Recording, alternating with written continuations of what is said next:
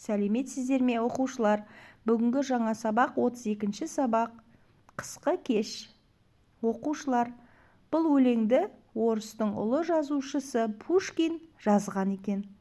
Ол қыстың кешін, яғни қыс көріністерін сипаттай отырып, әйеліне арнап айтқан екен.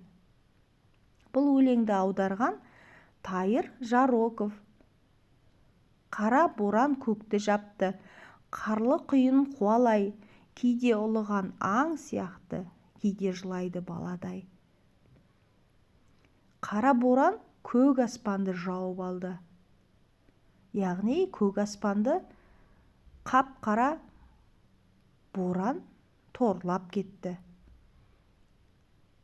Оның үстіне қарлы құйын бір-бірін қуалап жүр. Боранның дауысы біресе ұлыған аң сияқты шығады, біресе жылаған бала сияқты шығады. Төбесінен үйдің тозған, сылдырайды сабаны, жолаушыдай кешеу қалған терезені қағады. Көне үйдің төбесінен сабанның дауысы сылдырайды екен. Қатты соққан желден сабан, яғни қамыс сылдыр-сылдыр етеді. Кеш қалған жолаушы сияқты боран терезені қағады екен. Біздің лашық тозған баяу, күңгірт әрі көңілсіз, терезеде кемпірім-ау, неге отырсың түк үнсіз? Біздің лашық, яғни тұрып жатқан үйіміз, тозған, көнерген, әрі көңілсіз. Терезенің алдында кемпірім-ау, неғып отырсың үндемей дейді.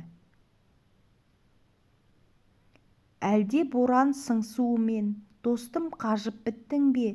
Әлде иірілген ұршығыңмен бірге қалғып кеттің бе? Кемпірім-ау, мына боранның дыбысынан шаршап кеттің бе?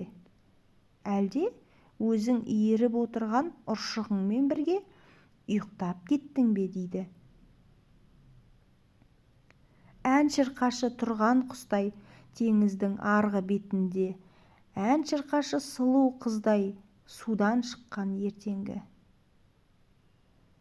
Кемпірім-ау, одан да ән шырқашы теңіздің арғы бетінде тұрған құс сияқты өлең айтшы дейді.